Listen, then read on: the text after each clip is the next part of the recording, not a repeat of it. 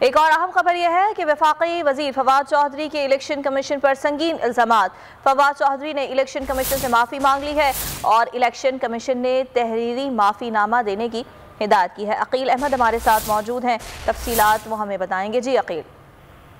जी बिल्कुल, वफाकी वज़ीर इत्तलात फवाद चौधरी आज इलेक्शन कमीशन में कुछ देर कबल पेश हुए और फवाद चौधरी की जानिब से इलेक्शन कमीशन से जो है वो अपने इल्जामात पर जो है वो बाकायदा तौर पर माफ़ी मांग ली है। फवाद चौधरी ने इलेक्शन कमीशन के हुकाम के जो है वो अदालत में ये बयान दिया। उन्होंने कहा कि मैं हुकूमत का तर्जुमान हूँ और मैंने इलेक्शन कमीशन के किसी रुकन या अहदेदार को गाली नहीं दी। उन्होंने कहा कि मैंने जो है अपनी एक जाती जो मेरा वो मैंने देखा वो बयान किया और उन्होंने ये कहा कि मैं इस मामले को आगे नहीं बढ़ाना चाहता, इसलिए अपने बयान पर इलेक्शन कमीशन से माफी मांगता हूं। जिस पर इलेक्शन कमीशन ने फवाद चौधरी को जो है वो तहरीरी तौर पर माफीनामा जो है वो पेश करने के वो ये यकीन करा है कि वो कल तक इलेक्शन कमीशन में बाकायदा तौर पर तहरीरी जो है माफीनामा जमा करा देंगे, जिसके बाद इलेक्शन कमीशन ने जो फवाद चौधरी के खिलाफ केस था उसको खत्म कर दिया है। जबकि बाकी वजीर आजम सवाती का भी आज इलेक्शन कमीशन में जो है ये इल्जामात का केस था, तो आजम सवाती आज इलेक्शन कमीशन में दोबारा पेश नहीं हुए, जिस पर इलेक्शन कमीशन ने उनको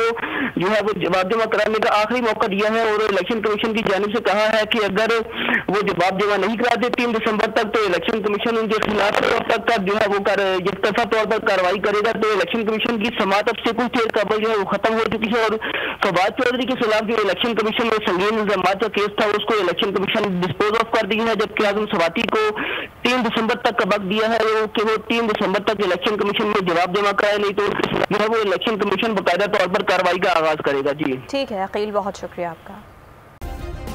सब्सक्राइब करें और बेल दबाएं ताकि कोई खबर रह न जाए।